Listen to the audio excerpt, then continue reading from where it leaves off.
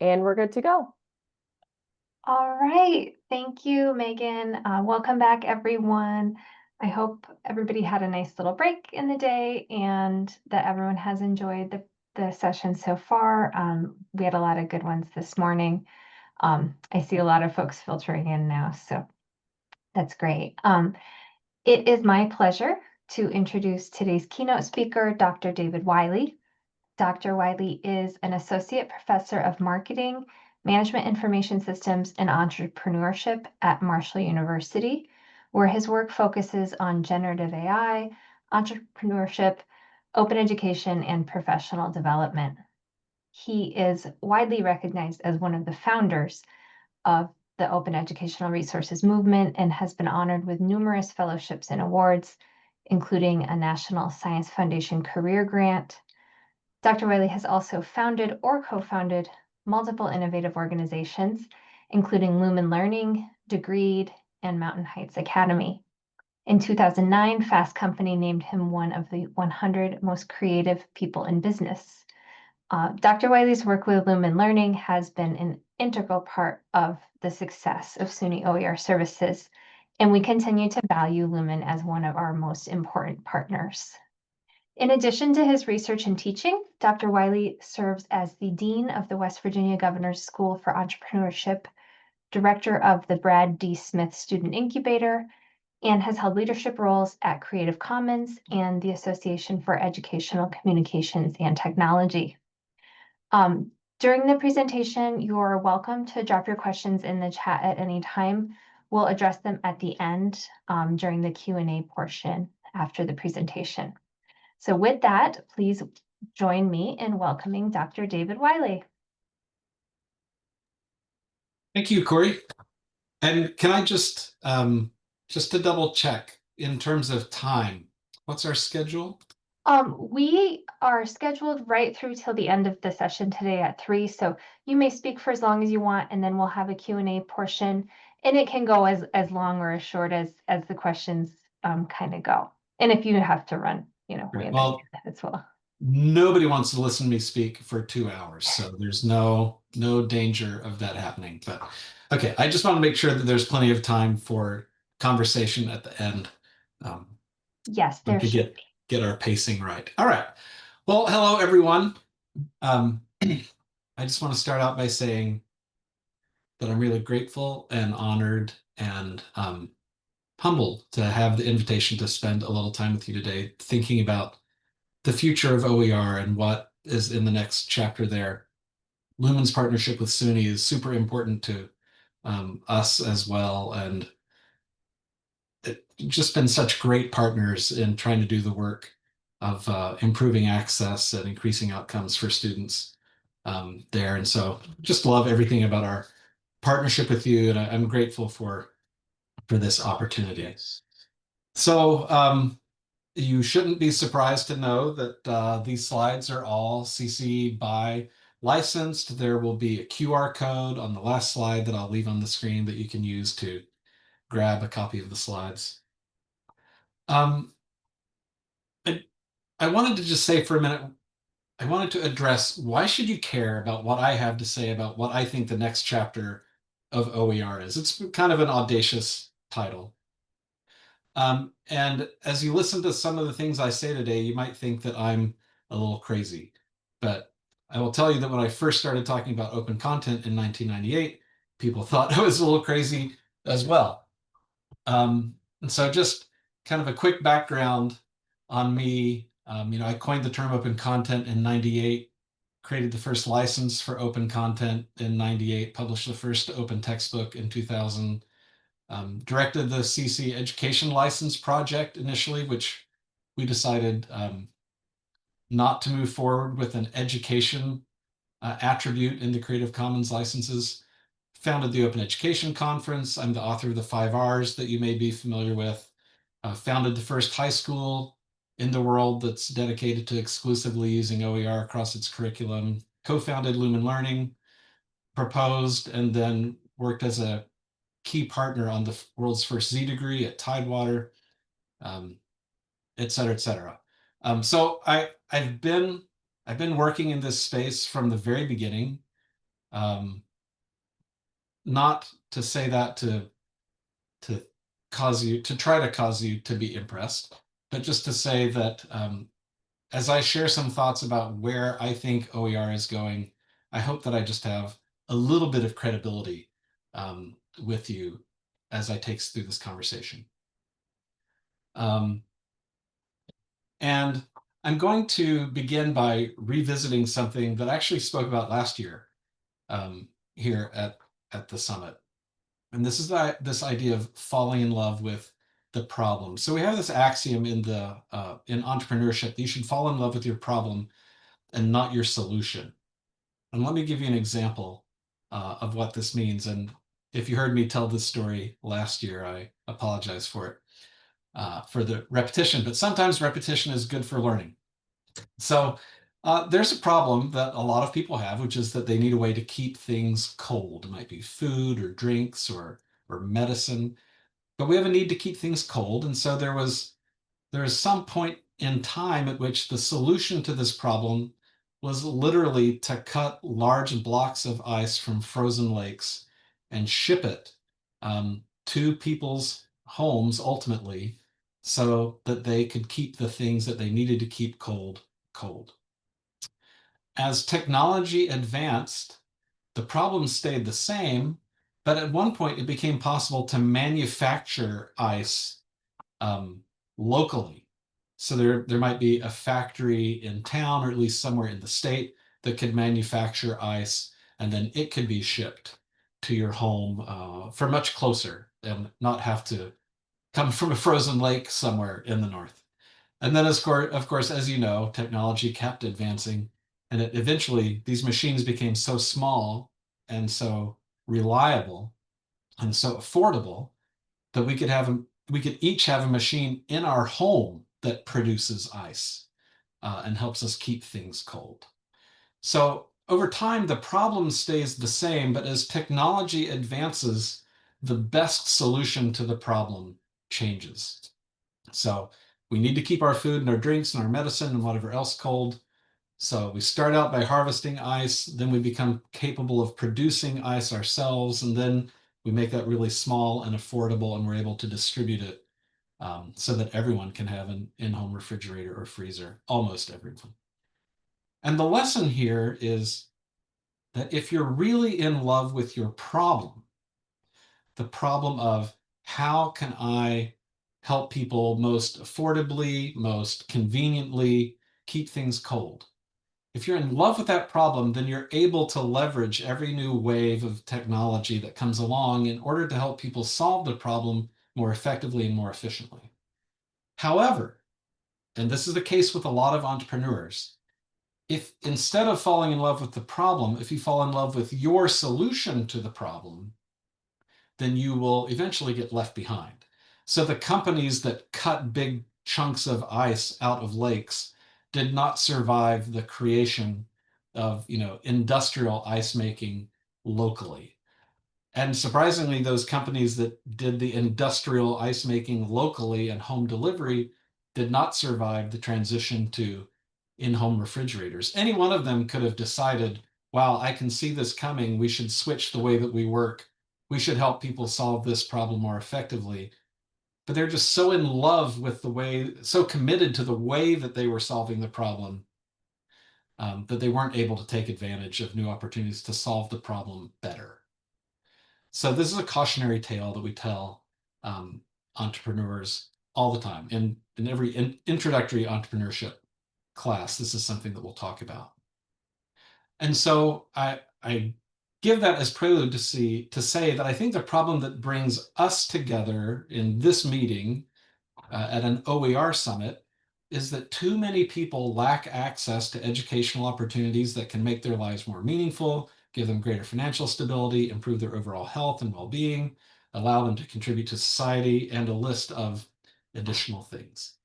This is a problem that I think all of us would say that we are dedicated to working on. But I wonder the degree to which we really are in love with this problem as opposed to a particular solution to the problem, which is OER. So let's talk about ways that we have tried to increase access over the years. I had a fun time digging around, learning a little bit more about the history of distance education. And the consensus is that the first distance education course was offered in the 1700s. It was offered by mail, and it was a course on shorthand. And the technological development that made distance education possible originally was a standardized, standard priced stamp that you could buy for a penny and you could put on a parcel and it could go anywhere. And that technological advance of that stamp made the first distance education course possible. That all happened by mail. And then fast forward 200 years, um, one of the first known examples of courses being formally offered by radio happened in the Chicago public schools during a 3-week school closure due to a pandemic outbreak, which might sound familiar to all of us today. And in the 50s, the University of Houston started airing official university classes via public television. So you can see the kind of as the technology advances, we're making steps to incorporate the new technology into our processes so that we can provide access to educational opportunity to more and more and more people. Now, there's relatively little progress, by which I mean participation in this increasing access work made before the 90s because publishing and broadcasting were super expensive and very complicated. In the case of broadcasting, you need a license from the FCC to be able to do that. However, the advent of the internet democratized publishing and eventually democratized broadcasting as well. So just to tell a little bit of a personal story, I can remember very clearly I was working at Marshall University. I had previously worked at Marshall University back in the 90s. Just before I graduated, I became the university's first webmaster. That tells you how old I am. And I remember having this epiphany that there's something really different about resources that are physical and resources that are digital. Now, I'm not claiming to be the first person to understand this. Economists already had a whole vocabulary and a literature around this difference. I just had never been exposed to it. And when I first understood this, I can tell you exactly, I was sitting at my desk next to the radiator in the little closet that was my office at the university.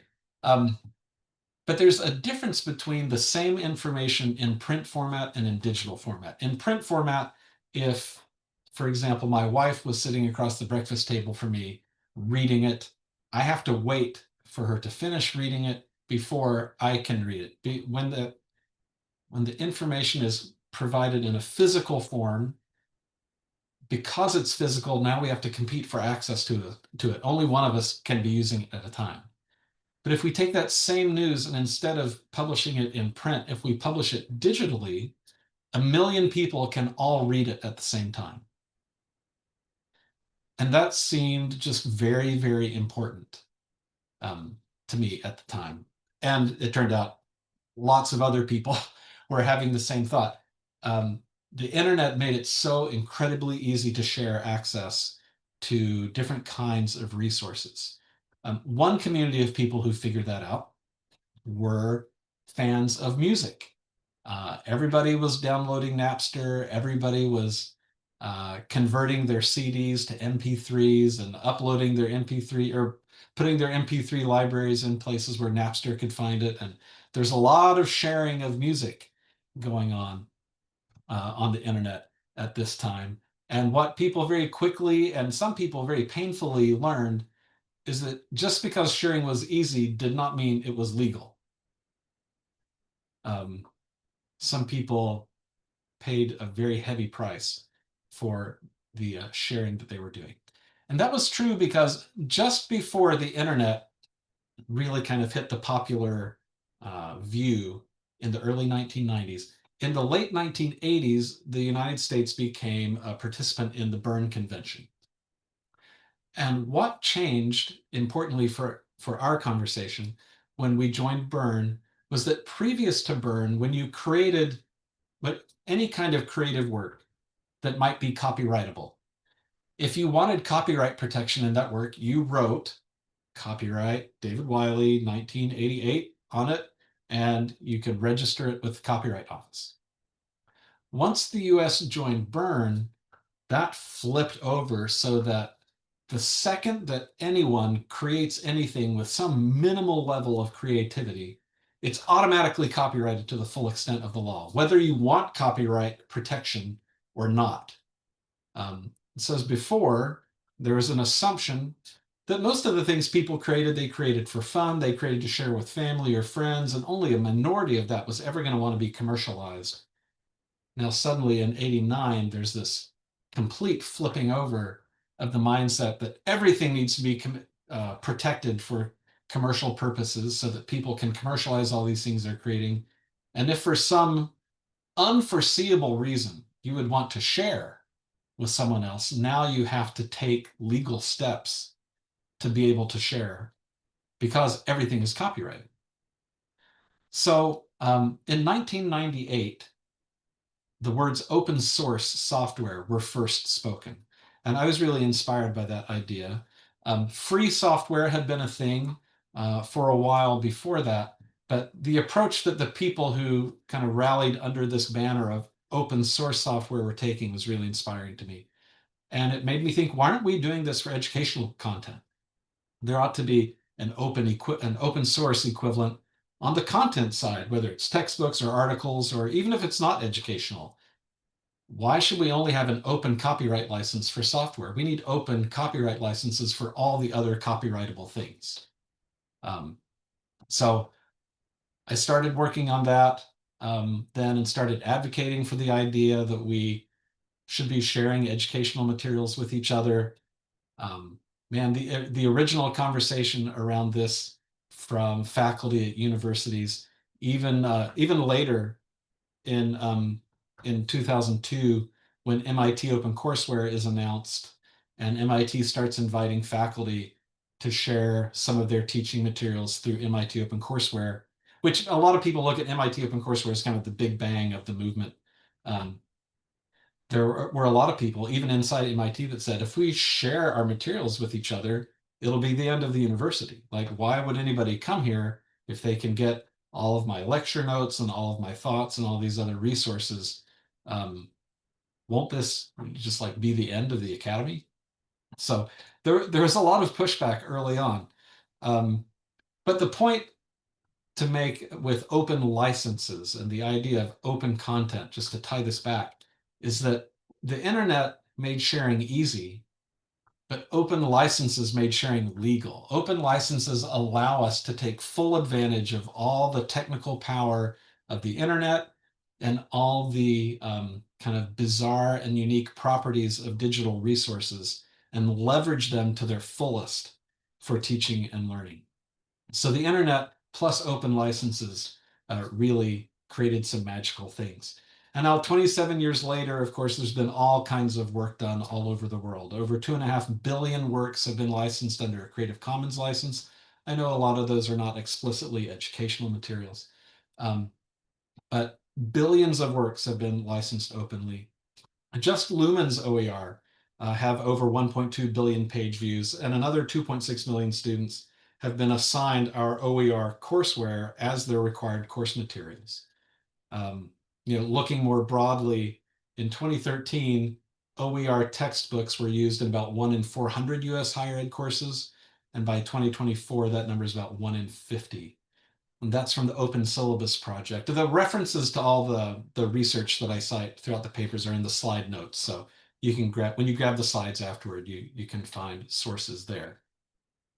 Ooh, part of this slide didn't load. Well, that's interesting. All right.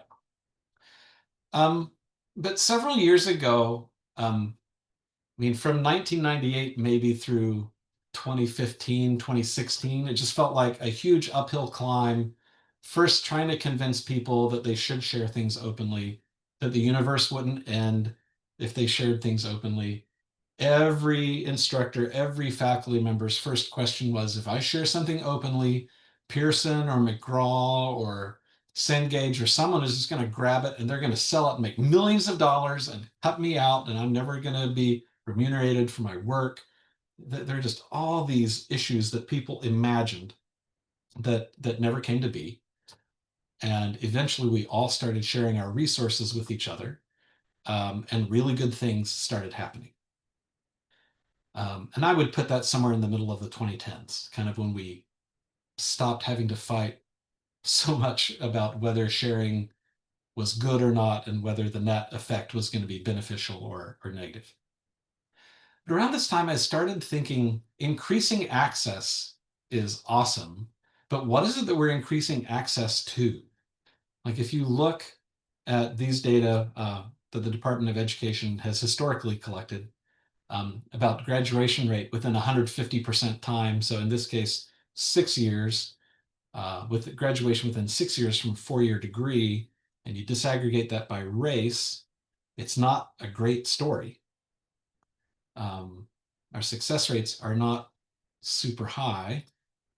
And for some reason, that's also true with our 2-year programs. If you look at them at 150% time, so the percentage of students that graduate from a 3-year program in 2 years, that is, those outcomes are even worse.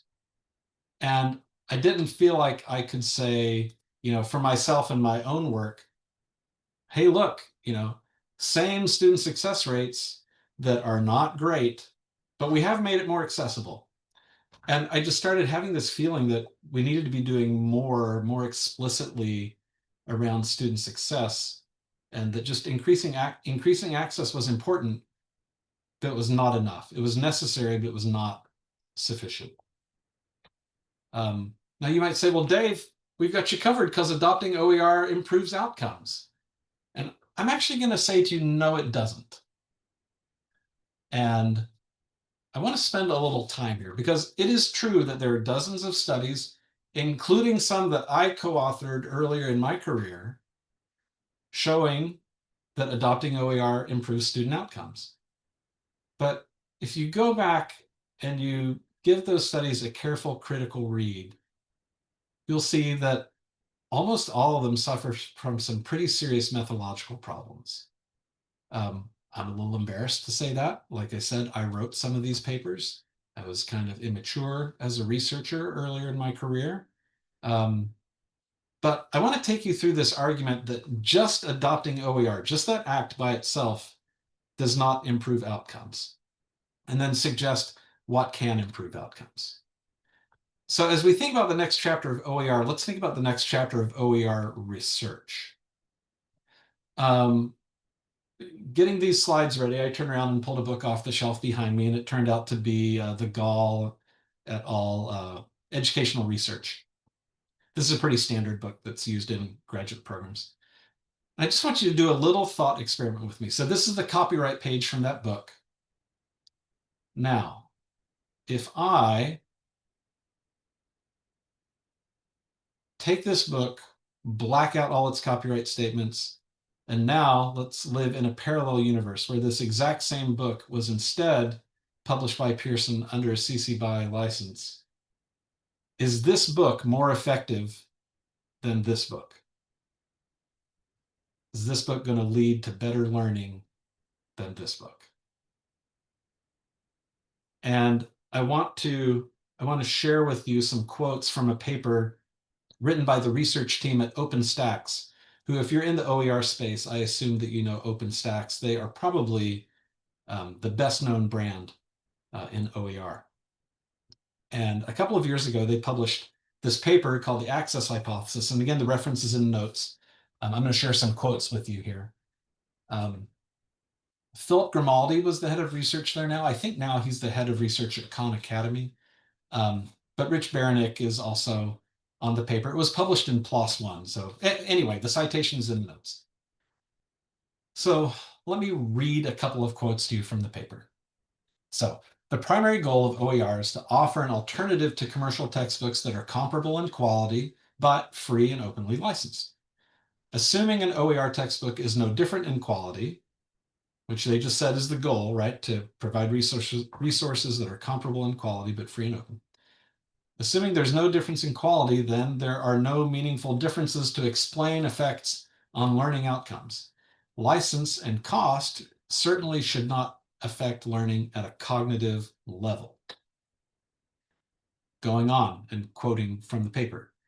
Now, the price of a textbook can afford whether a student decides to purchase a textbook, and a student cannot learn from a textbook they do not have. Thus, adoption of OER would be effective as a learning intervention because it ensures that all students have access to the textbook and would therefore result in better learning outcomes. We refer to this idea as the access hypothesis. So the hypothesis here is that there's nothing about open textbooks that make them better than commercial textbooks. But if you can't learn from textbooks that you can't afford, then by making them free, more people will have access to them. And that increase in access is what will result in increased outcomes. That's the access hypothesis. I've got 2 or 3 more slides of these quotes. I apologize for reading quotes at you. I know I'm violating the rules of PowerPoint here. But the access hypothesis predicts that an OER intervention should only affect a subset of students, specifically those who would not otherwise have access to the textbook. Students who are willing or able to purchase the textbook should not be affected. But OER efficacy research typically compares an entire sample of students who received the OER intervention to an entire sample of students who did not. So we might take 2 sections of Intro to Psych that both have 50 students in them. One group does not get OER, the other group does get OER. But it turns out that even if you didn't assign that treatment group OER, maybe 45 of those students would have managed to find a copy of the textbook anyway. They would have bought one, they would have shared one with a roommate, they would have found one at the library, they would have found a pirated PDF and downloaded it from the internet somewhere. Most of them would have ended up getting access to the textbook. And so what we're saying here is that the OER intervention really should only affect the subset of students who would not have had any access otherwise. So they go on. To draw an analogy, the current research approach in OER is the equivalent of measuring the effect of a pain-relieving drug on a sample of people who are mostly not in pain. If the impact of OER is measured across an entire sample of students, then it's necessary for researchers to consider the textbook access rates prior to implementation of OER. That's a quote for the paper, and then this is commentary by me. Most studies do not do this. Have you ever read an OER research study that somewhere in the paper estimates what percentage of students would have had access to the textbook anyway if the research had not been done? I would wager that you have never read a paper that estimated that. So this is interesting here. If I've got 2 sections of 50 students and in one, maybe 10% of them wouldn't have had access to the textbook, if I was going to actually detect in my research, if I was going to detect an improvement in outcomes, those 5 students would have had to learn so much more that difference was visible in the average grades of all 50 students in that class, right? So it's very unlikely that that the few students that would have had no access to the textbook will learn so much more that difference, that small signal will be detectable among all the noise. And most studies never do that.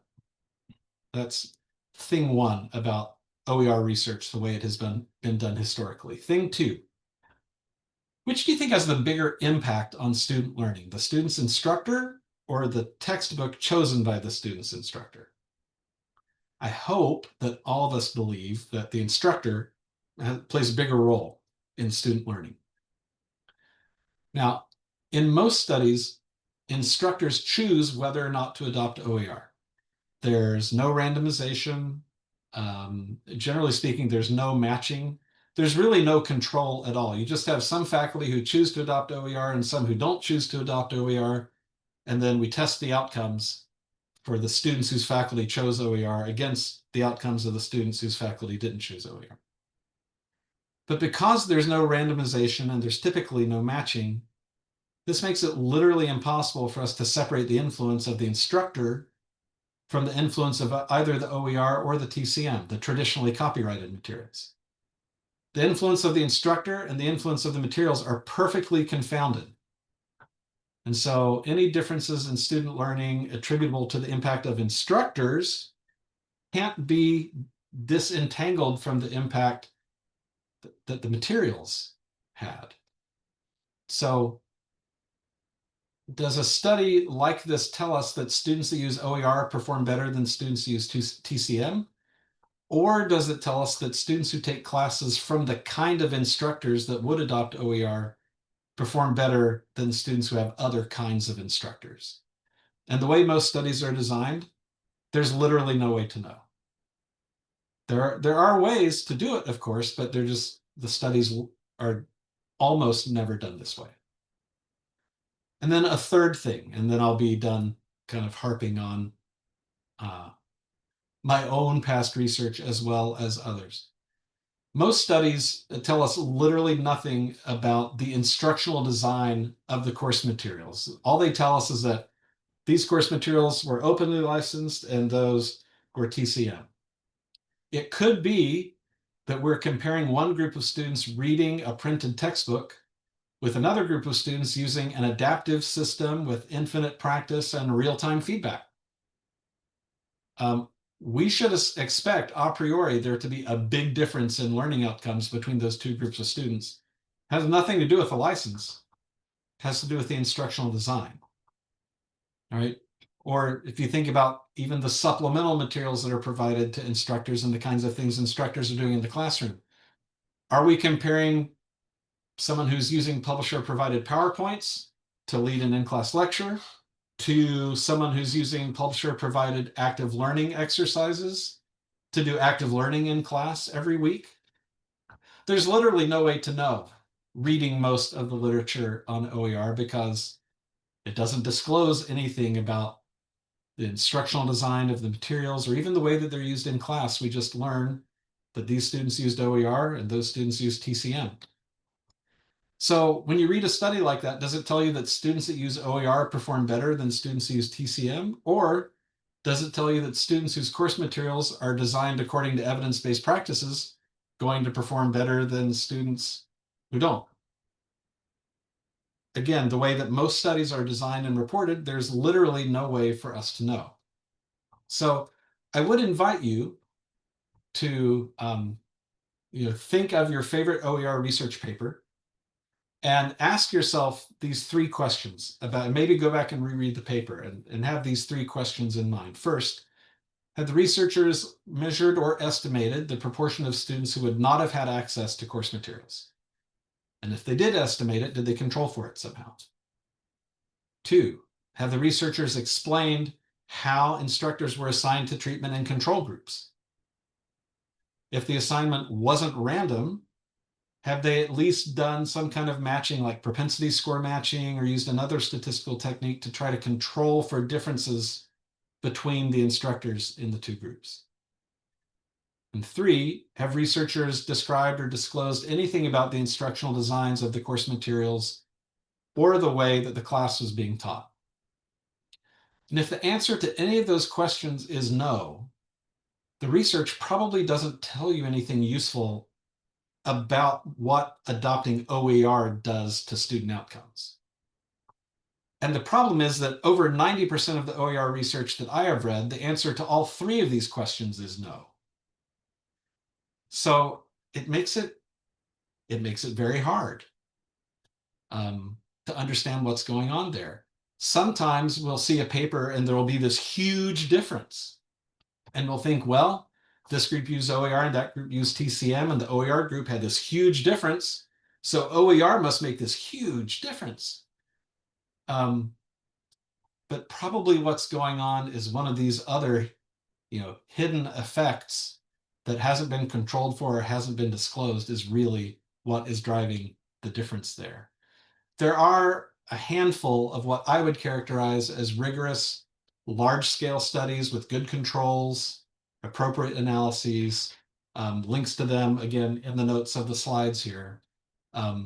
Those kinds of studies overwhelmingly show that OER makes no significant difference in student outcomes. Now, that's still a win, right? If you can get the same results for less money, you should want to do that every single time you're capable of doing that. If I can get the same thing for cheaper, I should always want that. The problem is that there's a narrative that just adopting OER actually results in these significant improvements in outcomes by just adopting OER and doing nothing else. And that narrative is just not true. And eventually it's going to catch up to us and we're going to get in trouble if we don't start conducting higher quality research on our own. So as I think about the next chapter of OER and the next chapter of OER research, we need more of these large-scale, rigorous studies with good controls and appropriate analyses. Now, I will pause for a second to talk about some research that was just released last month by Digital Promise. And it was about it's about Lumen's Lumen 1 Introductory Statistics course. This is our OER-based courseware and set of instructor supports. And you might look at this research and say, wow, this research says that students who use OER do better than students who don't. But that's not what this research says at all. It says that even though the treatment group were using OER and the control group were using TCM, we know that OER is not what was driving the difference here. All right, so in this multi-year national study across 79 different statistics courses, Digital Promise controlled for students' prior GPA, their race, their Pell eligibility, and they also controlled for faculty willingness to adopt by saying, who wants to adopt OER? And people would raise their hand and they'd say, okay, go ahead and adopt OER now, wait, and keep using what you're currently using for one more semester or 2 more semesters. And that way, all the faculty in the pool are the kind of faculty who would raise their hand and say, I'd like to adopt OER. The hypothesized mechanism here to explain differences is the degree to which instructors are enacting different evidence-based teaching practices. And Digital Promise have collected evidence that faculty who are using this Lumen 1 Intro to Stats courseware and specifically using the instructor supports were enacting more evidence-based teaching practices in their classrooms than the instructors who were using the TCMs. So they measured grades and learning gains using a nationally normed exam. And so learning gain is we test everybody at the beginning of the class and everybody at the end of the class and see how much they learned. And what they found is that students using Lumen 1 were more than twice as likely to earn a C or better than their peers in the control group, and students across all backgrounds, regardless of race or Pell eligibility, all had statistically similar learning gains. Now, they all used OER, but this is not a study about adopting OER. This is a study about helping faculty teach more effectively by enacting more evidence-based teaching practices, and OER just happened to be the way that that got done, right? So I think if we really want to change outcomes, we can't just say, adopt a book with this copyright license instead of a book with that copyright license. That will help us save money. And again, saving money is a terrific goal and we should do it. I think it's necessary, but I don't think it's sufficient. So if we want to move from just talking about increasing access to also really talking about increasing student success, I think we need to talk about changing the instructional design of the course materials that we use. We're all familiar with the ways that you can study from a textbook, reading, highlighting, going back and rereading the part that you highlighted. And if you work in and around educational research, you know that highlighting and rereading the things that you highlighted have been demonstrated over and over again to be some of the least effective ways you can spend your time. If you only have an hour to study, this is about the least effective way you could spend that hour. There are decades of rigorous research looking at the impact that adaptive resources like intelligent tutoring systems can have, and showing again and again that when they're designed in a way that implement evidence-based teaching practices, we can see dramatic improvements in student learning. And these kinds of systems will do things like adapt the instruction in response to learners' performance. They'll provide real-time feedback. They'll remediate things it seems like students don't understand. They might even change in response to emotional or motivational cues. But the reason that you might not have ever heard of the ITS research is because intelligent tutoring systems are dramatically more expensive and complicated to create than traditional textbooks are. But hang on a second, because we saw this bullet earlier in the slide, or earlier in the presentation, talking about how there was relatively little progress before the 90s because publishing and broadcasting were so expensive and complicated. And then the internet came along and democratized that, publishing through blogs and things like that, and broadcasting eventually by YouTube or podcasting or what have you. And then we know that the internet and open licenses democratize sharing. I want to suggest to you that to date, there's been relatively little progress. And again, I mean small amounts of participation, just like I did last time we looked at this slide. Relatively low levels of participation in the creation of adaptive systems because they've been so expensive and complicated to make. But I want to propose to you that the advent of generative AI is going to democratize the creation of these kinds of systems and learning experiences for students. And by democratize, I really mean democratize. Andrej Karpathy, who's certainly my favorite follow of all about generative AI, if you're not following him, I highly recommend him, said almost two and a half years ago now that the hottest new programming language is English. You don't have to know Python, you don't have to know Go, you don't have to know these other languages now. The hottest new programming language is English. Well, let's talk about how generative AI, if we're interested in increasing access and increasing student success, first let's talk about how it can increase access. And I, I love pulling in. I don't know. I just love pulling in things from across disciplines and seeing how ways that people have learned things in one area can apply and help us understand things in other areas. But if you're familiar with the Drake equation, then you will recognize this. This is a screenshot from the Wikipedia explanation of the Drake equation. The Drake equation is trying to communicate to us how likely it is that we will ever successfully communicate with another civilization from somewhere out there in the Milky Way. And it works as a kind of funneling down. So starting with our star, right, this is the average rate of star formations. Like how many stars are there in our galaxy? What fraction of those have planets? Of those planets, how many of them could potentially support life? Of the ones that could potentially support life, how many of those do support life at some point? How much of that life goes on to be intelligent? Of that intelligent life, how much of that goes on to release detectable signals into space? And then finally, how long might it take for those signals to get to us? So you see this just kind of funneling down in the Drake equation here. I think there's a Drake equation of OER. Right? If you decide I'm teaching this class and you decide I'm going to use OER to teach this class. Well, once you realize that you need OER, then you're into this Drake equation kind of funnel. First, you have to hope that someone somewhere created that resource that you need. Then you have to hope that they openly licensed it. Then you have to hope that they published it online where Google could find it, or they put it in a repository with sufficient metadata. Then you have to hope that Google actually did index it, or that it indexed that repository where it got stored.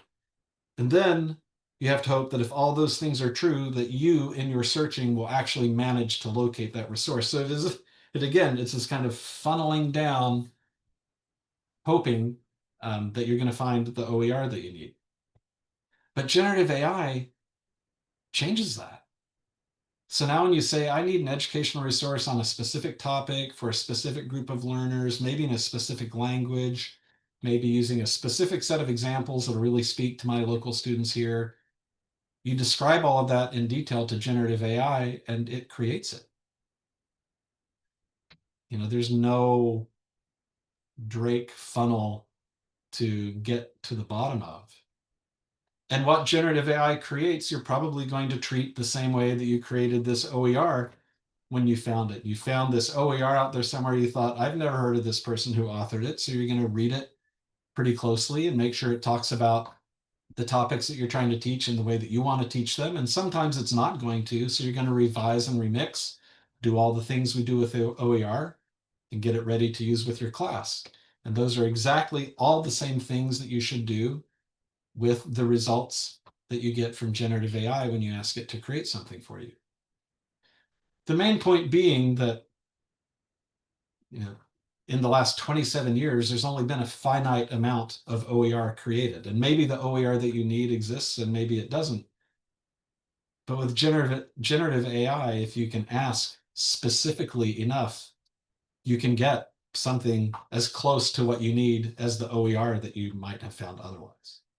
So it really goes a very long way toward increasing access, because now I'm not just hoping that someone else kindly created and openly licensed and published and tagged, et cetera, et cetera. I can ask for it and just get it. And so I think generative AI is impacting OER itself in a whole bunch of ways. If you think about, I'm going to take a drink for a second here.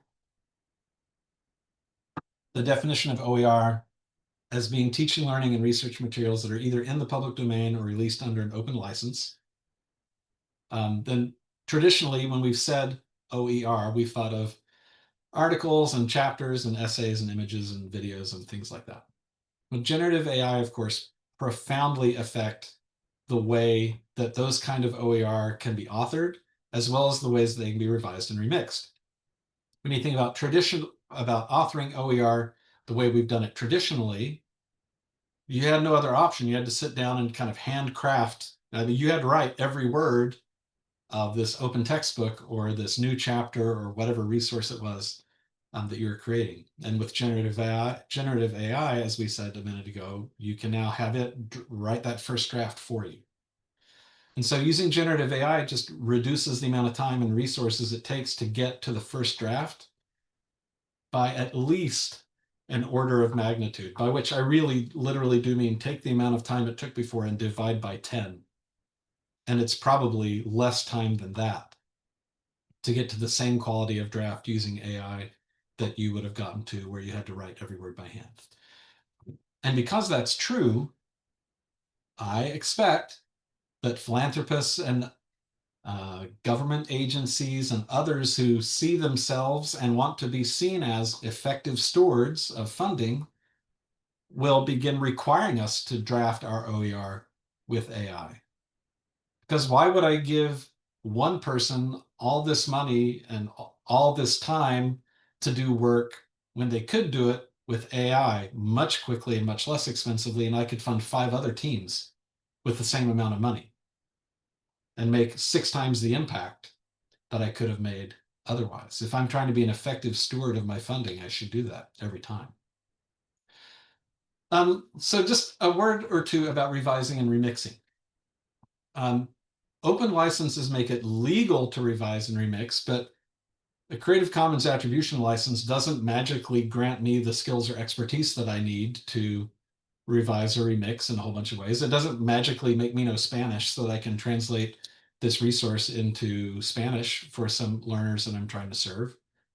It doesn't magically teach me how to program so that I can create interactive resources or simulations. It doesn't help me understand what reading leveling is like and how to adjust the reading level of a task.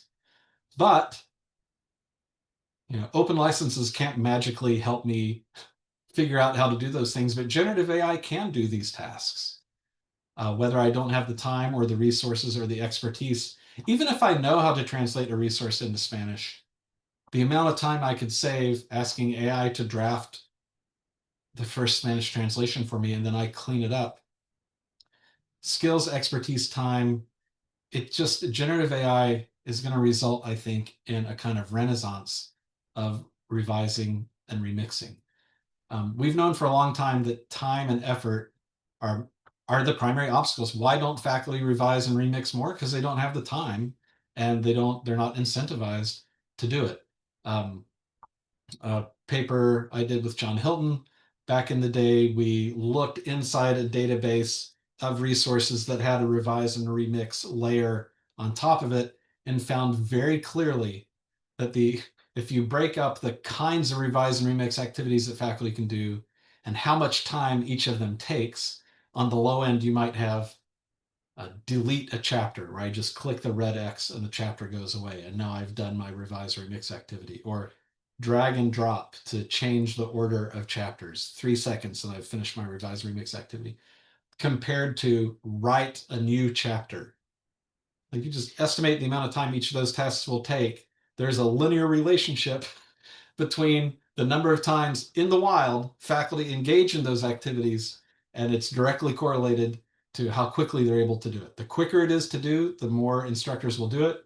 The longer it takes, the fewer people do it. So we know that time and effort are obstacles to revising and remixing. So if generative AI makes this much, much faster and much easier, in other words, if it removes that obstacle, then as faculty start to understand that they can use generative AI to revise and remix, we ought to see a lot more revising and remixing in the future. And it's also true that I think we'll see improvements in the quality of the revising and remixing that go on in the future. The same kind of argument there. But if that's how generative AI is impacting, or is imminently impacting, OER, how could it impact OER if we look a little further into the chapter? If we scan a few pages ahead into the chapter, I'm really fascinated by, maybe somebody will eventually come up with a better name for it. I don't necessarily love this name, but the combination of generative AI and OER together, like if you put this chocolate in this peanut butter and call it generative OER. And by generative OER, I don't mean things that are designed to be used by students or be used by instructors like the OER we've created traditionally. I'm talking about creating things that would be used in conjunction with a generative AI system in order to create OER that adapts to learners in real time. And so that would include things like openly licensed prompts and openly licensed model weights. I think these are the next chapter of OER. And so I do want to spend a little bit of time kind of getting into this.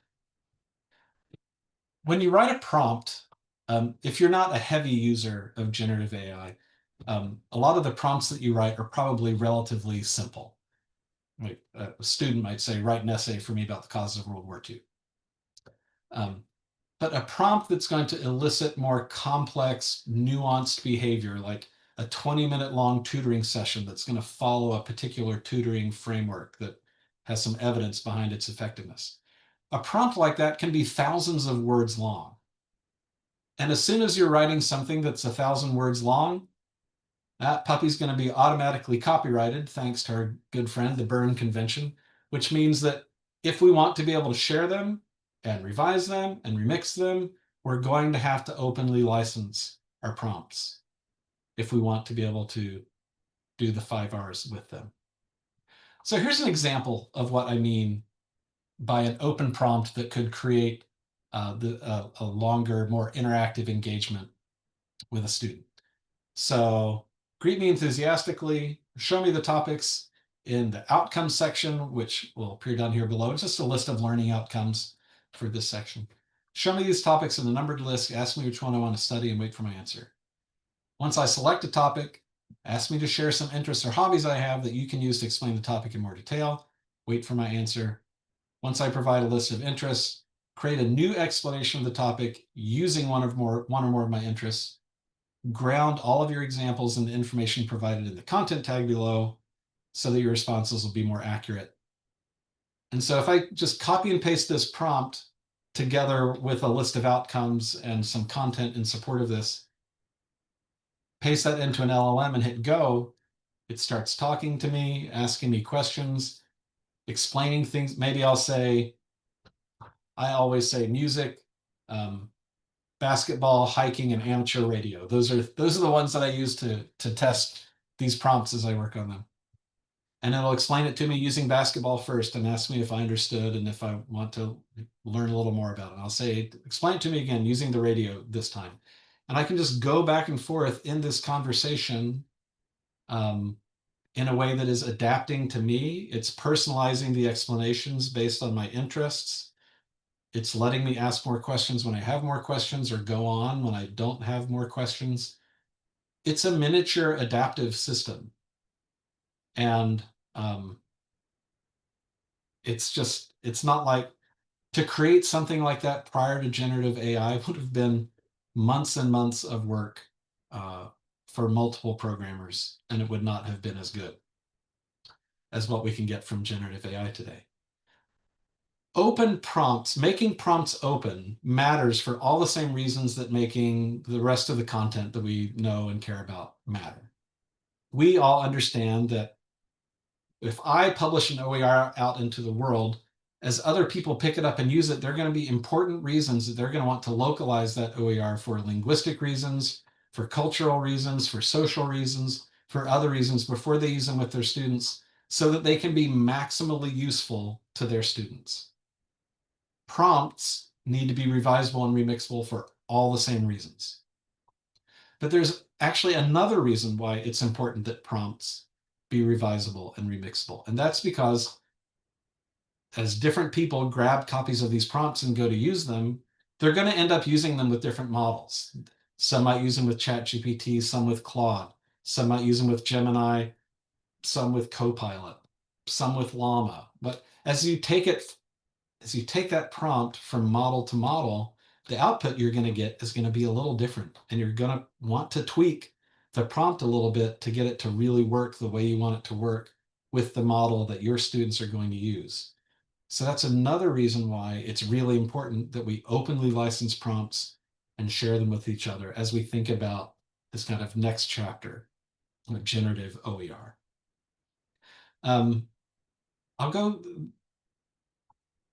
There's a lot of information on the next couple of slides. I'm going to breeze through it. If you're interested in it, I'd encourage you to grab the slides and come back and give them a little closer look.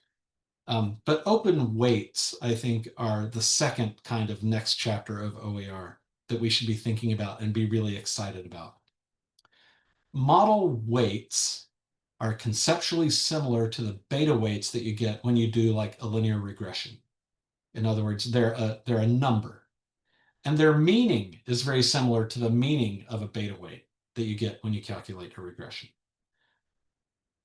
When I say model weights, or when someone says model weights, what they mean is that there are millions or billions, or maybe now trillions of these beta weights all arranged in a series of matrices.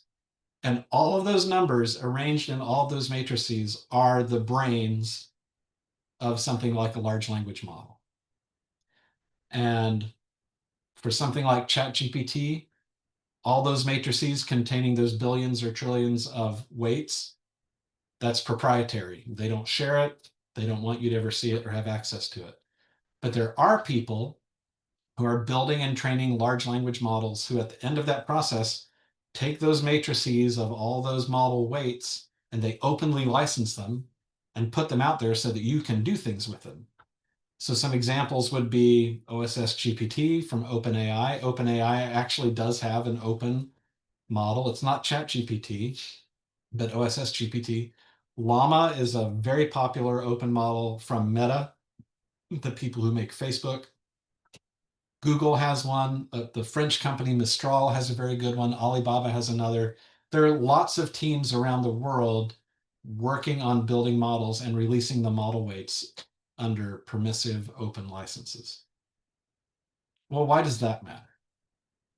It matters because foundation models, the models that we just get out of the box at the end of a training process, they're not trained to behave pedagogically. which is what we would like them to do. And they can often lack like very specific disciplinary knowledge or maybe local cultural knowledge or other information that we wish they had. And so while it's true that we can kind of temporarily work our way around these problems with prompting and other kind of context engineering techniques, you really need to do what's called fine tuning if you want to change these things permanently.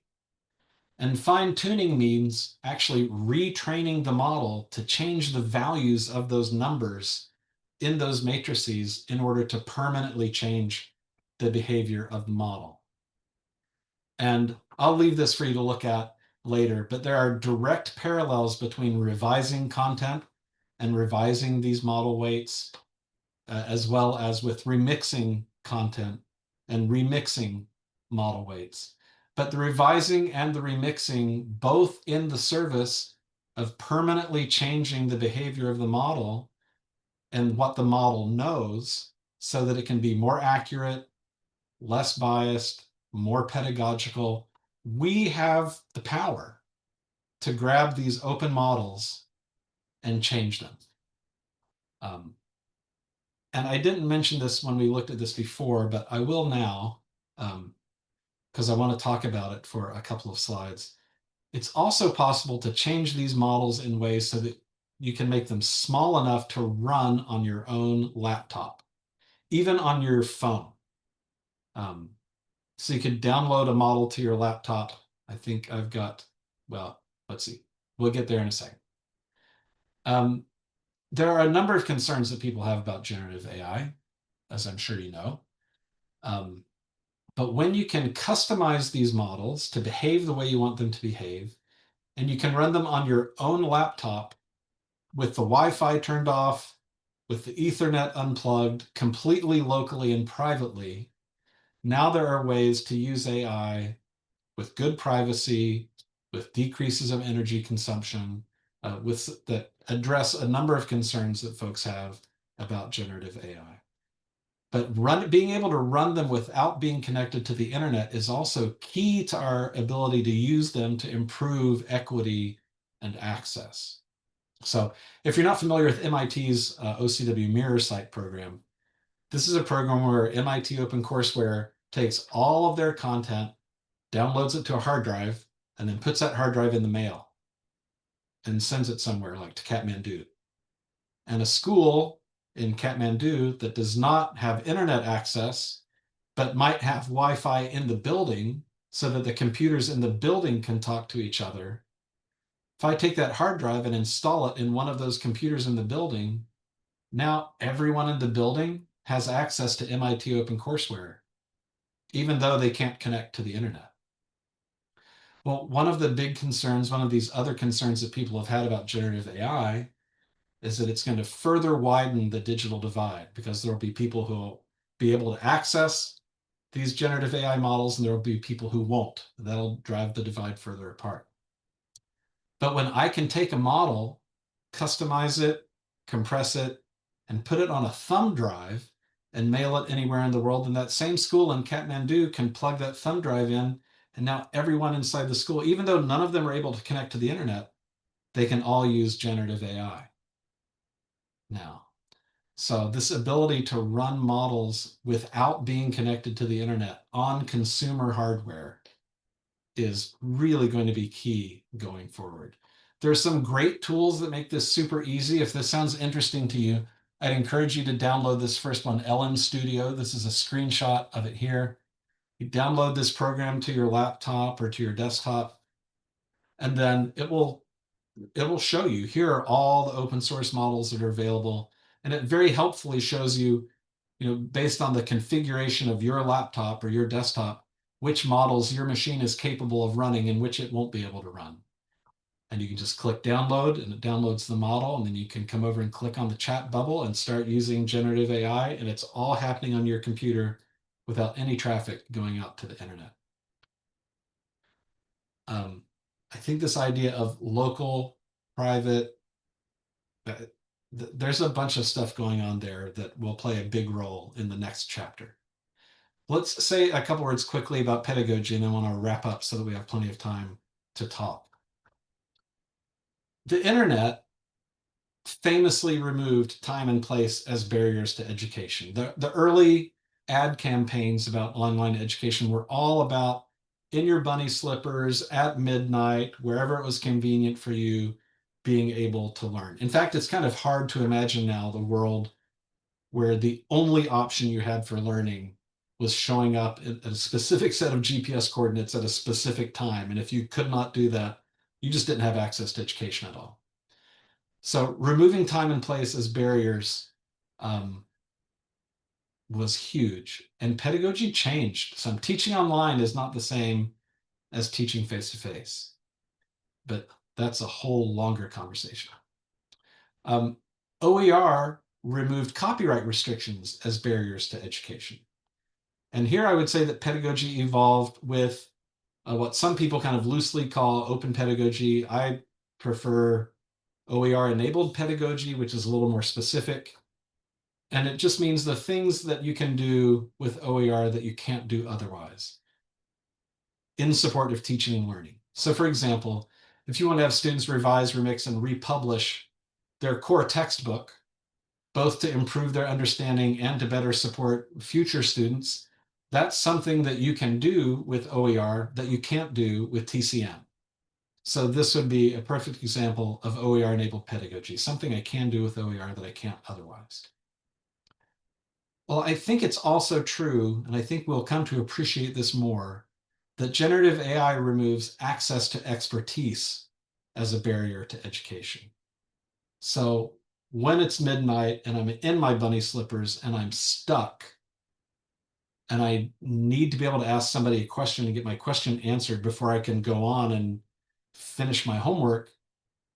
3 years ago, my instructor definitely wasn't online at midnight. I may or may not be part of a study group. The people in my study group may or may not be available. I'm probably just stuck until mid-morning the next day. Right? But with generative AI, now I can go ask a question anytime I have a question, get an answer. That kind of access to expertise that had previously been a blocker for me is no longer a blocker. So how might pedagogy evolve? I think we'll see something very similar to OER-enabled pedagogy that's Gen AI-enabled pedagogy. And simply put, this is the things that you can do with generative AI that you can't do otherwise. So what's an example of that? Well, we typically don't assign synchronous collaborative activities like think, pair, share in our fully asynchronous online courses. The whole reason I took an asynchronous online course is because I can't be at a specific place at a specific time. I need to be able to do it on my time, right? Whenever I'm able to do it. Well, in that kind of context, you can't assign a synchronous collaborative activity. Except if the generative AI can play the role of that partner, like in a think, pair, share, and you don't have to believe that AI has PhD level intelligence. You only have to believe that it can do as well as another student in having this kind of conversation. If you can use AI as role that other partner, now I can assign synchronous collaborative activities in my asynchronous online course. That's a kind of thing I could do with generative AI that I can't do without. So I think that we will find there are more and more of these use cases of things that we've just never considered before because they have always been impossible that suddenly now have become possible. And it's hard for us to unlearn the impossibilities that we've become accustomed to and start to see these new possibilities. Gosh, okay, maybe just one more thing, and then I'll probably skip the next couple of slides and we'll wrap up. Um, Another thing that I think is super fascinating about open prompts and open weights, these kind of next chapter OER, is that they actually reify our pedagogy. They let us externalize our pedagogy in a way that it can be repeated with very high fidelity by someone else. Someone else can take that model and that prompt and put that prompt into that model, and their students can have that same learning experience that mine did. And you've probably heard in research about the replication crisis in research. In education, we're uh, it's very rare in an educational research paper that there's enough detail for you to be able to go and do a high fidelity replication study. But if the if the pedagogical intervention is captured in a prompt and a model, I can share that out and everyone can use it in a very high fidelity way. It can be analyzed, poked and prodded, replicated, evaluated. These kind of next chapter OER are going to let us do efficacy research in a way that we've never been able to do it before. And now I'm not claiming that every pedagogy under the sun can be implemented this way, but many of them can. And I think it's just a golden age of educational research for people who are just starting their PhD programs right now. I'm going to skip through the rest of this and just get to the conclusion so we can talk. I think there's this long trend of advances in technology kind of democratizing participation, whether it's democratizing publishing and broadcasting, democratizing sharing, or democratizing now the authoring of these personalized learning experiences. Each of these in their way, and before the internet, television, and before the television, radio, and before that, the penny post. Each of these has given us a greater capacity to increase access to educational opportunity. And now, as we look at generative AI and the way with which we can reify these evidence-based practices and then send them out into the world in a way where they will be enacted with high levels of fidelity, I believe that this gives us a greater capacity to improve outcomes as well. And that if that's the case, we probably have some obligation to actually go figure out whether that's really true or not. So in closing, I would say I just want to invite you, as you think about OER, think about not just increasing access, but think about increasing access and what does it really take to improve outcomes with this kind of next chapter OER research that is more rigorous and better controlled. I'd invite you to really be in love with the problem and not necessarily be so hung up on the solution of the last 25 years, but realize, maybe what we've been doing is the kind of centralized production of ice with home delivery. Maybe generative AI is the kind of refrigerator that everybody can have in their house. How do we make that transition? We can now, we can do this. We can create these personalized adaptive experiences more easily than anyone ever has before. And I think my closing thought for you is this. If you've ever created traditional OER, you've sat down at a keyboard and stared at a screen and you've typed words. It turns out that to create these next chapter OER, to create open prompts, you're sitting down at a keyboard in a document, you're just typing different words. Granted, it takes some different kinds of expertise with a little knowledge about instructional design and some things like this, but you don't have to become a computer programmer in order to participate in creating these kind of next chapter OER. You are completely capable of creating open prompts that you can share, that can be really high impact for your students and for other people all over the place. So just think about where these two things intersect and how you might be able to engage them to improve things for your learners. So there's the QR code that I promised. If you want to grab these slides and look at any of the references, you can do that. I have not been paying any attention to the chat, but let's talk for a while. I'll leave this up so that if you want to grab the QR code, you can. But Corey or Megan, what's the best way for us to have a conversation here? Yeah, thank you so much, first of all, David. That was fantastic. And I just want to say I really applaud you for challenging your own research and saying, some of the erroneous research was my own. Yep. That's really great, and it really shows, how much we're still learning and evolving. We did have a couple questions in the chat, and I guess for folks who want to ask a question, throw it in the chat. We can also try raising hands and unmuting.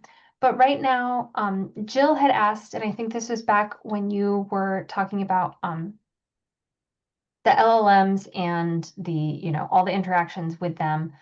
She said, is this conceptually similar to the concepts of subject matter experts training models? And Ed had kind of responded then that if he understands what you're saying, you'd want to make a database of 1,000 interactions with an LLM that demonstrate how it could be interacting. And then Ed goes on, and I think if you can access the chat to read it. Yeah, I'm looking at it Yeah, now. looking about retraining the models and retraining the databases. Yeah, so when we talk about, let's go back up here and find our fine tuning example, right? So I skipped over this, so I apologize. But there's actually a sentence right here that says exactly what we're talking about. So the way that these models are trained is by looking at lots of examples. That's it, full stop. You get them to behave the way that you want them to behave by showing them examples of the way that you want them to behave. So in the beginning, we just show them, billions and billions of words of text because we want them to see examples of what writing is like and to learn how to write.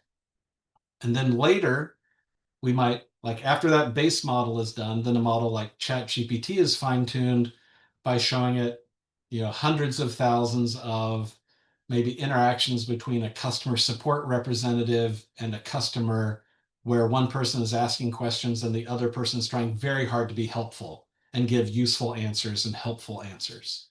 But it's absolutely possible to fine tune on other sets of curated data.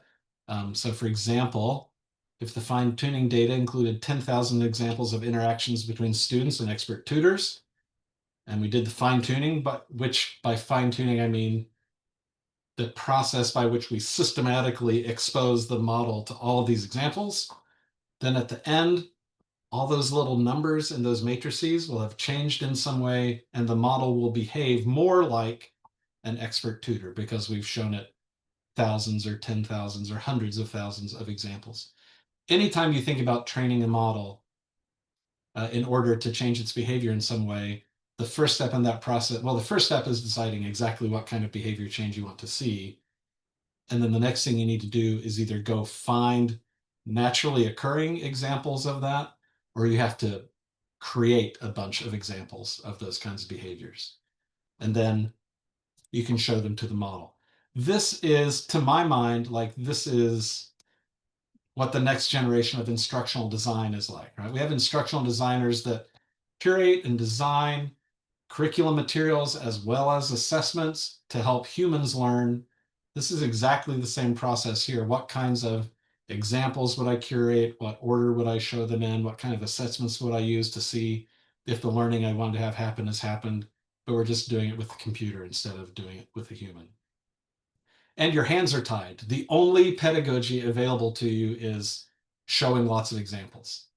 And like that one constraint is so crazy. If you just imagine trying to teach a class where the only thing you could do is show worked examples. Um, it's actually kind of a really fun exercise to think through. Um, but yeah, I think Ed's response is very similar to what I had on the slide here. All right, other questions from the group? You can put them in the chat or you can raise your hand and unmute. So if you can see the chat, David, James just asked. Oh yeah, let's see Yeah. here. And I guess I'll read it for the recording. I believe we're in the golden age of AI, much like we were in the golden age of the internet a few decades ago. With the enshittification of a lot of social media and the internet as a whole, do you believe that Gen AI will eventually get enshittified? And this is a new term that's been coined in recent years. Yeah, that's a Cory Doctorow term. Yes, especially due Especially, to companies not generating a profit to stakeholders. yeah. I think some of that is bound to happen. I don't think there's any way to prevent that from happening. I think the important work, in some ways, the important work to be done is making sure that the open versions, the open weights, the open prompts, that there's a strong, viable open ecosystem that's an alternative to what is going on with the big proprietary companies whose, whether they like it or not, their long-term incentives bend in this direction that Corey has been warning us about for years and years. Ed, good Go to see you, ahead. man. The beard is looking great. Thank you.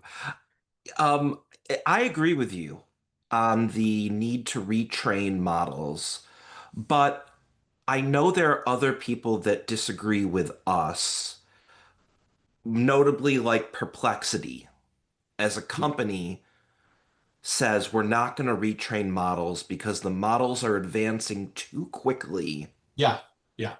And so it's not worth the effort to retrain them until the models get more stable. So How would you respond to someone who is skeptical because of the rate of release of models that it's not mature enough yet to retrain? yeah. Well, so let me use let me use a car as an analogy. So I have to get to work and back every day. And there is some clunker of a car that is so unreliable that I can't count on it to get me to work and back every day. And then there's some price point at which I can get, a used Accord or something that I can depend on getting me there and back and forth every day. And it will get me there back and forth every day. But then I could get a Corvette, or I could get like an Audi R8. I guess you can't get R8s anymore. Or I could get like a Bugatti, right? Faster, faster, faster, cooler, sexier.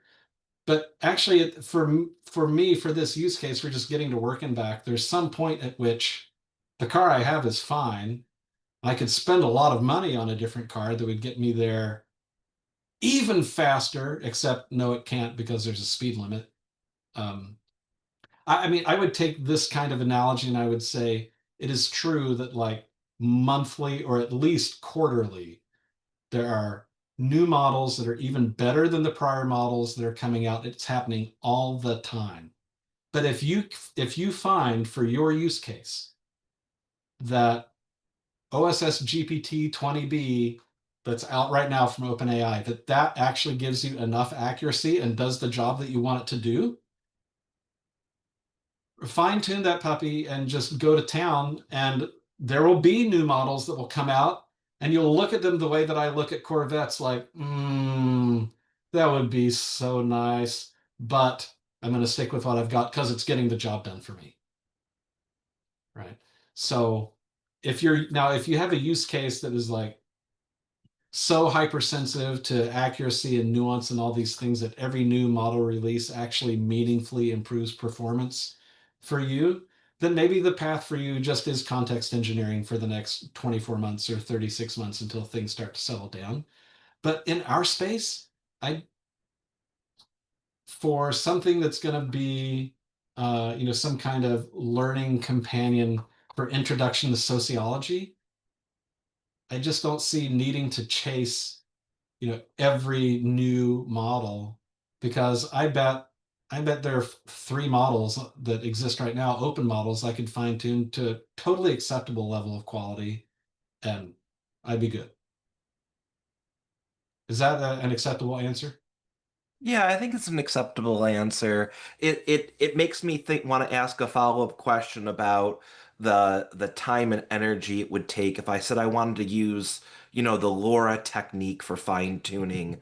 How much time and energy would that take? And could we do it, in SUNY with the Empire AI hardware Hmm. and or is that even overkill for what you're proposing? And how often could we, update to the latest model? Those types of questions. Yeah. Well, not to get overly technical, and maybe after I say this, we can take the rest of it offline if you want. But there's some crossover threshold, right, between the cost in time and effort to retrain, which is going to cost some amount of money and take some amount of time. If you decide not to retrain, every time you submit a prompt to the system, you're going to have to augment that prompt with a bunch of additional context, which means more tokens into the model, which means it's more expensive for the model to process your prompt.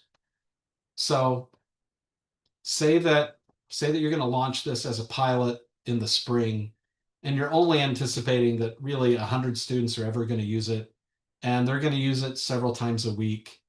The amount of money it would cost just to shove all that extra context into the prompt in terms of the extra tokens you're going to push through the model, that would still cost a lot less than it would cost you to do a full fine-tuning run. But at some point, you've got 10,000 students using the model, and they're all using it several times a day. And now the cost of stuffing all that extra context into the prompt is it actually costs more than it would cost just to step back and fine tune the stupid thing. Right? So I think there's some math there that's actually pretty straightforward that can help you figure out, like, I should definitely begin by stuffing extra context into the prompts, but at some point it makes sense to switch over and fine tune.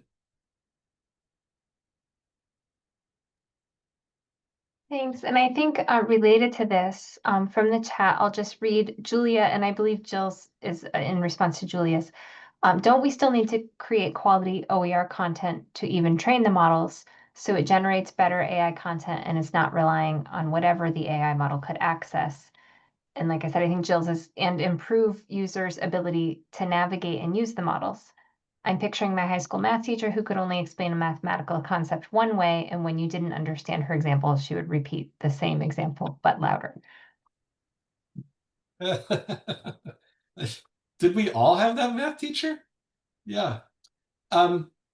So yes, and to Julia's point, if you're not going to retrain the models, which, just to revisit our conversation from a minute ago, is something that you don't do until it makes financial sense to do, you are going to need to, in your prompt, you're going to want to provide some extra context to help the model stay on the rails and not hallucinate.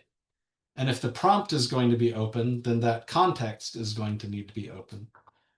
And that context you could get by taking an existing OER and using AI to summarize it into just kind of its key parts. Or you could write a summary of just the key facts or the key parts that are important that you want to make sure that the AI gets right. But I think it is useful to provide some kind of guardrail there to kind of keep its behavior, or if you like a bowling alley example better, to put the bumpers up on the bowling alley to keep responses kind of in the lane. But creating that kind of OER is not the same kind of lift as creating OER that a student's going to read, right? Like chapter 1 in a bio for non-majors textbook might be 35 pages long because you're explaining and showing and doing all these things. But the amount of context that you need to provide in the prompt for the model might be a page and a half, right? It just needs the facts that you need it to adhere to. It doesn't need all the extra explanation and things that you need in a student-facing OER. So I think the distinction between creating OERs for students to learn from and creating OER that are designed just to help the model stay on the rails, those are two very different kind of design exercises. You could use the OER that was designed for a student and stuff it into the context window. You're just going to have put in 15 times more content than you needed to have in there, which is going to create problems for you later on. But I do think that there's a separate skill to create student-facing OER and to create these OER that feel much more like summaries, bullet lists, like what are the things that the model, that you want to guarantee that the model understands correctly so that its responses will stay on the rails. However long that is, it's a fraction of the length of what you would write for a student that you're really trying to help understand that material. So yes, we still need to create quality OER content, but it doesn't look like the OER we created in the past. It's the whole next chapter idea here. Thanks. And Anne asks in the chat, are there currently any established, widely adopted, or recommended frameworks or best practices specifically available to guide educators and creators in the ethical, legal, especially concerning licensing and attribution, and pedagogical use of AI for developing or adapting OER? Well, there are about 19 questions in that question. So let's answer the easy ones first. The US Copyright Office has said numerous times that the material that you create when you use generative AI is not eligible for copyright protection. So as far as attribution and things like that go, oh dear, I'm trying to think of a word that's not really offensive. Whatever citation regime your discipline has decided you must adhere to, whether it's Chicago or APA or MLA or whatever, will have ways that they want to see work cited as having been generated by AI. But like from a legal perspective, no, the stuff that is spit out of a generative AI is not even eligible for copyright protection. It does not have a human author, which is why it's not eligible for copyright protection. The only time that you might that licensing and attribution might be implicated when you're using generative AI is if you took if you're using AI specifically to create a derivative work of a specific resource. So say you've got a Wikipedia article. Wikipedia articles are all licensed CC by SA.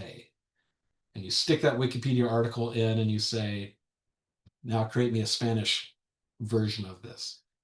It's possible that you would need to license that translation CC by SA because that was a requirement of the original, and you've clearly created a derivative work, even though you've used a machine to do it. But even that's like the most straightforward case of where licensing and attribution might apply, but I still don't think we actually have a definitive answer on how that would work. So there's lots of muddiness around the legal side of that. As for the pedagogical side of it, I actually think that's super straightforward. I think you go back and you look at the list of whatever kind of framework you like for evidence-based teaching practices. You go look at those things that we know have supported human learning effectively in the past, and you say, how can I use AI to implement this evidence-based practice at greater scale, with greater efficiency, with the feedback coming even faster, reaching more students. So for example, retrieval practice. One of the highest impact things you can do with your time when you're going to study. We know that works clearly in evidence-based practice, lots of research behind that. How can I use generative AI to help my students engage in more frequent retrieval practice? That's the kind of question that I would ask around kind of pedagogical use of these tools. I talked a lot in the middle part of the presentation about using AI to enact evidence-based practices. And really, I think that's what it boils down to. We already know a whole lot about how to support human learning, and I don't want anybody to throw fruit at me virtually, but I'm just going to talk for just a minute about Bloom's Two Sigma work, which it used to be that only educational researchers knew about, but now everybody knows about some incorrect version of it that's been popularized by the AI tutoring debate.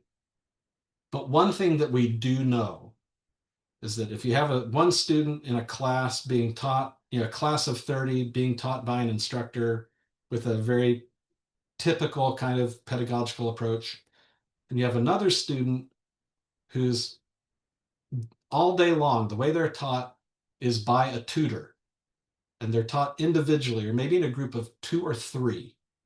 And that tutor uses what's called a mastery-based approach, where at the end of the week, if you don't understand something, instead of just failing you and going on, we keep working on it until you understand it, and then we go forward. If we get small group tutoring plus mastery-based instruction, we know that of all the students who are taught that way, if you pulled the average student out of them, that average student has learned more than 98% of students in who are sitting as one of 30 in a typical classroom. That's the Bloom two sigma work. Two standard deviations better. The reason that work is called the two sigma problem is because we know how to help the average student learn dramatically more than they're learning. We know how to do it. We've known since the mid 80s how to do it, but we can't afford to do it. We can barely afford one teacher for 40 kids in a classroom. We can't afford one tutor for every student all day long, or one tutor for every 3 students all day long. So, you know, coming back to this question about pedagogical use of AI tools, like how can we use AI tools to implement mastery-based learning? How can we use it to mimic what we know about what high quality tutoring looks like? To do retrieval practice, to support interleaving and spacing of rehearsal. How can we, we know how humans learn. We know how this works. Just in the past, we haven't been able to literally afford monetarily to give everyone access to the pedagogies that we know work. I think that's the real kind of moral imperative for us around AI is I think we're in a place now where we can give access to these kinds of pedagogies to either everybody or just about everybody. And if we can, we really should. Thank you. Any other questions from our group?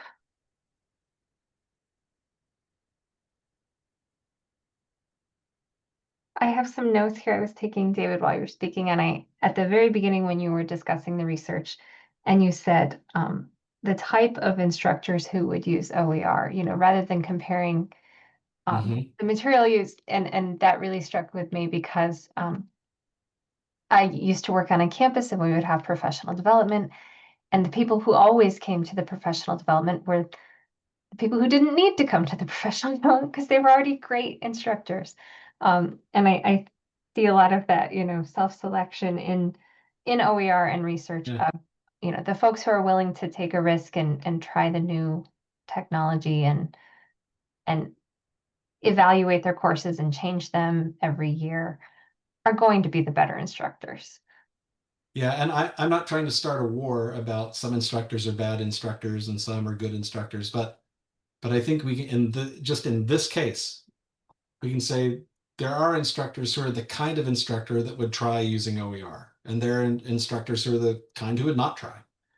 And if you know a department, you could sit in a faculty meeting and say, will, won't, not sure, will, won't. Like, I think the vibe is pretty clear if you know the people. And it's just interesting that this is just one of those kind of basic threats to the validity of a study. If you've got this hidden variable that might actually be explaining everything that's happening in your study that you haven't accounted for.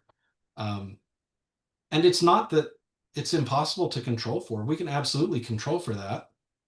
We just haven't typically in the past. Some studies have, but most haven't. And in this next chapter, we need to do better. We need to do better research.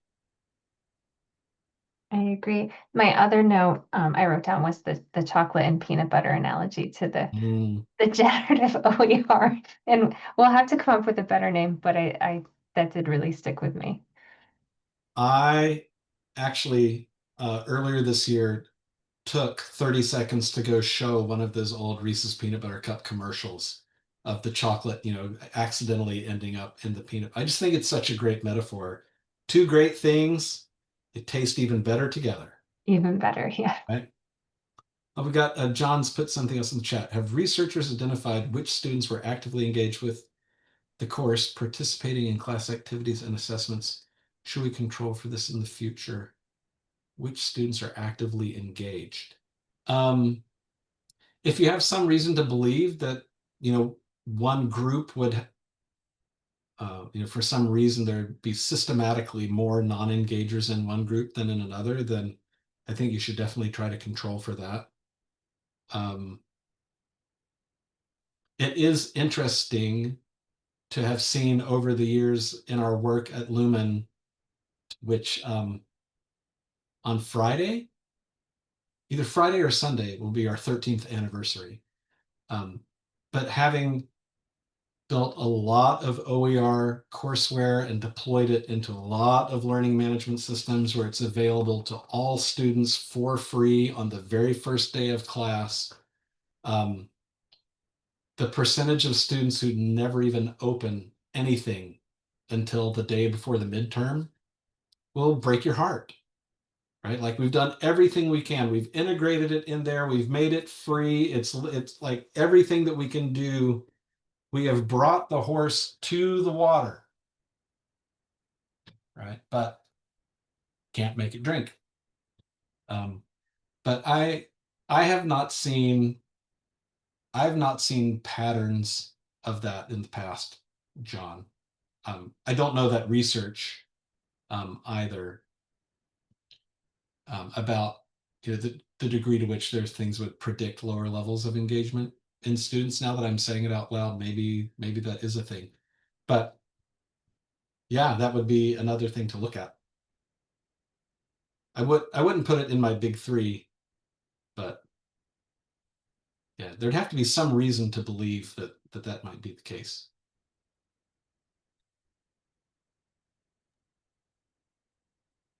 All right, as we're winding down, any final questions while we have David here? This has been great conversation. Yeah, I'm looking at this chat about the math teacher who just gave the same example louder, and it's just killing me. Jill asks, do you think an instructor attitude plays a role in student adoption and trust of AI? 1000%. I will tell you, I'm a very avid user and not user of AI in my courses. And that's a whole nother conversation. But even on the assignments, when I'm telling students, not it's okay for you to use AI for this assignment, I hereby require you to use generative AI as you complete this assignment. And then students will do work in which they clearly did not use generative AI. And then I pull them aside and I said, did you not understand the directions? And they said, well, I don't know what you're trying to do because every teacher tells me that this is cheating and I'll be expelled from the university. And I don't know if you're trying to entrap me or catch me being dishonest or like why you're trying to get me to use it. But you can't fool me. I know generative AI is evil and I will not use it. It's like, okay, well, next time for the assignment, what you're going to submit is the transcript of your conversation with the generative AI, like so that I can guarantee that you will actually use it. The attitudes and opinions of faculty about it they're not contained to their classrooms. Like they follow the students out to other classes that they have. So I have had students who just, even when I tell them it's required, refuse to do it because they're sure that it's evil and it's wrong. And other instructors have kind of beaten that into them with threats of being expelled from the university. And can you imagine graduating in 2025 or 2026 and going in for a job interview for marketing job, makeup job, any job? And the interviewer asks you about your experience with generative AI, and you say, "Ha, good try. I know that's evil. I'll never use that. I would never." Next candidate, please. Right? Like this is a core skill that people need to have. It's crazy that we haven't been able to find more nuance in the way we're communicating to them around what's appropriate and what's not, because this blanket statement of it's just evil, you need to avoid it, is not setting up our students for success. And Lainey asks, and this sounds like maybe asking the group, to get a sense at most people's institutions, is the AI use policy determined by individual faculty or our institutions writing policies on how it can be used. And I'll just answer for SUNY. We do not have a SUNY-wide AI policy. Some campuses are working on that, individually on their campus, and some are leaving it up to the faculty to determine that use. And some of our campuses are using their own instances of AI that students can use on campus, a more closed language model. And I don't know if anyone wants to chime in on the group. We have a lot of different institutions represented here, SUNY and non-SUNY. At Marshall, I'm on the president's task force at Marshall, and our policy recommendation this year was that you should describe how AI is or isn't allowed to be used on each individual assignment on your syllabus. Because sometimes it'll be okay and sometimes it won't. Just like a blanket statement doesn't work for anybody, for any discipline. So you need to explain on each assignment what your feeling is. Yep, and Christina responded in the chat, and it sounds like Yeah. Cortland is similar. Yeah. Yeah, not a blanket statement. Penn State says it's faculty responsibility, but it must be stated in the syllabus. Yeah. And Ed's saying, actually, we have a policy that covers this already. It's called the academic honesty policy. Don't take credit for work that isn't yours. Yep.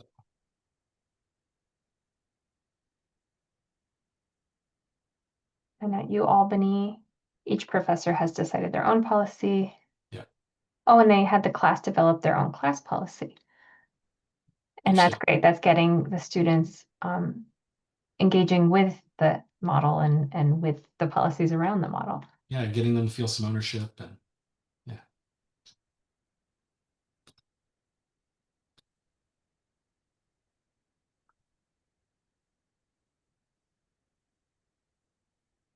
And Trying Ed to screen shared, share so I could see more of your smiling faces, but I can only see a couple of your smiling faces.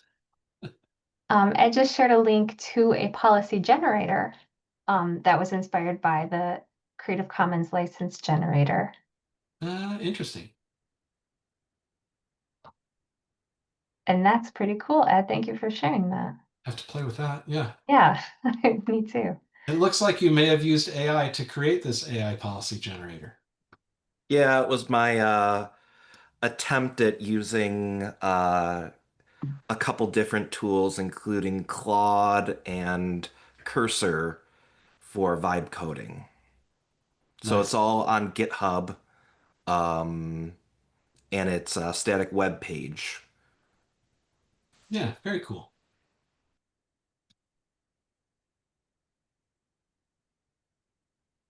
Yeah, that's fun. I like that. This is a fun idea.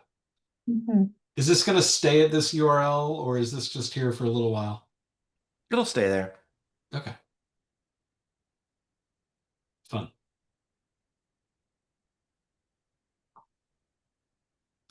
I do like that, Ed. Thanks for sharing. Any other questions before we wrap up our first day?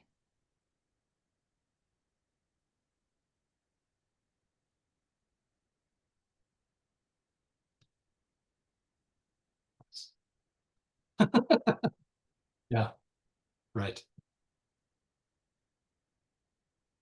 Well, if not, let me say thank you again. This was super fun. I always learn a lot preparing for these kind of selfishly. I get a lot out of these opportunities to spend time with you and then kind of hearing your questions and learning about what's going on your campus and things like that is super valuable to me. So just selfishly, I say thanks for the invitation. It was very fun. And of course, just love our partnership with SUNY. So thanks very much. Yes, thank you, David. It is always a treat to hear you. But this was nice because we had you for such a nice long chunk of time. You are getting lots of kudos in the chat. We'll save that and pin it to the bulletin board. But yes, our partnership with Lumen Learning that David started years ago has been, like I said, an integral part of the success of SUNY OER services. We could not do what we do without your support. And we just love hearing hearing your thoughts and where things are headed next. And this has been a great discussion. So thank you to all of our participants. And thank you very much to Dr. David Wiley. Thanks, everybody.